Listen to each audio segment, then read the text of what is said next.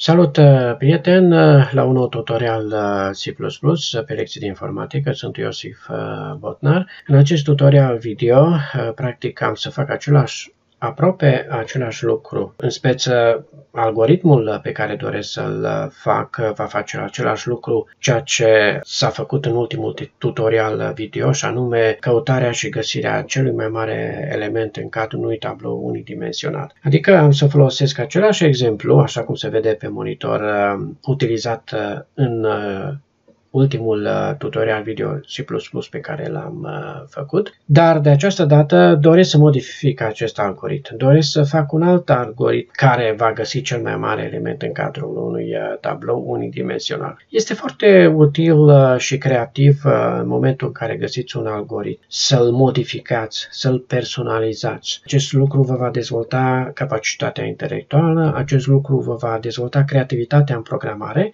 și programarea devine atractivă, nu mai este plictisitoare, și de aceea este bine întotdeauna să vă angajați să faceți propriul algoritm, găsiți un algoritm și haideți să văd, nu există și o altă idee, nu există și o altă soluție, și căutați, până la urmă veți afla soluția.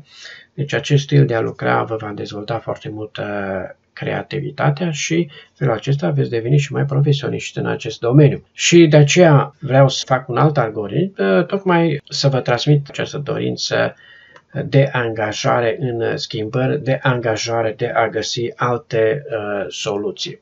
Bun, și atunci doresc acest algoritm să înceapă căutarea cu ultimul element, doresc această buclă for să înceapă căutarea de la ultimul element al tabloului către primul element al tabloului. Și atunci ce ar trebui să fac? Cum ar trebui să schimb acest algoritm? Mai întâi de toate, ar trebui să inițializez atunci această variabilă de tip întreg cel mai mare cu ultimul element al tabloului, care corespunde cu indexul 9. De asemenea, în cadrul acestei bucle for ar trebui să inițializez această variabilă de tip întreg i cu valoarea 8, pentru că nu are niciun sens bucla să înceapă cu ultimul element, pentru că am inițializat inițial această variabilă de tip întreg cu valoarea ultimului element și, ca urmare, va începe această buclă for să compare, utilizând această structură condițională if, practic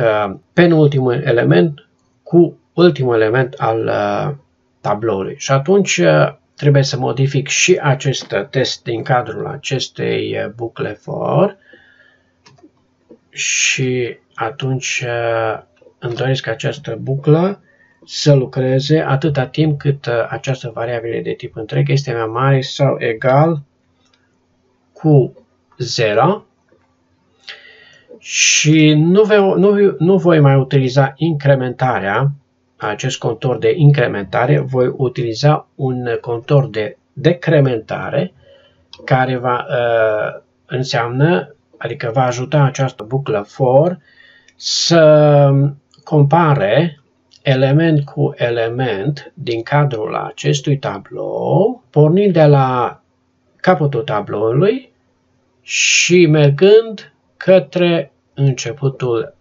tabloului. Pentru că acest i minus minus va scădea indexul, da? Va începe cu 8, după aceea va deveni 7, după aceea va deveni 6, 5, 4, 3, 2, 1, 0. Adică va parcurge tabloul de la capăt până la început, începând cu sfârșitul acestui tablou.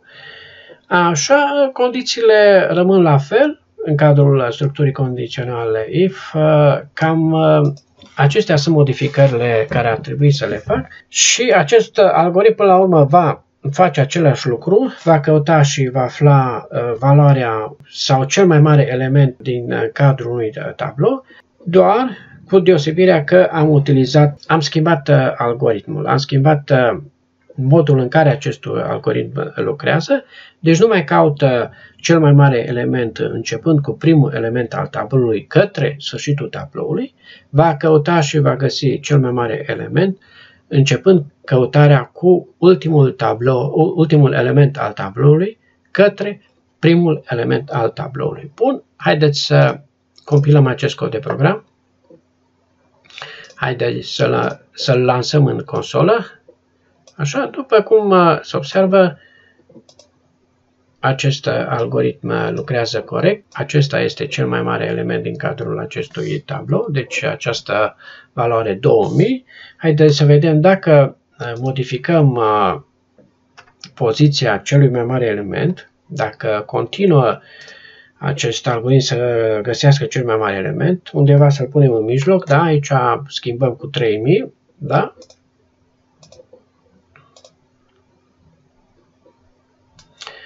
Da, vedeți că lucrează, deci l-a găsit pe cel mai mare element, chiar dacă a modificat poziția sa.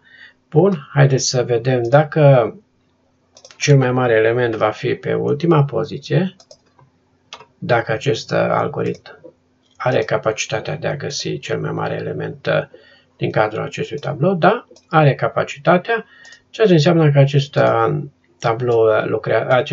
algoritm lucrează corect. Atât am avut de spus în acest tutorial. Vă mulțumesc că ați participat la el. Vă aștept în continuare pe lecții de informatică. La revedere!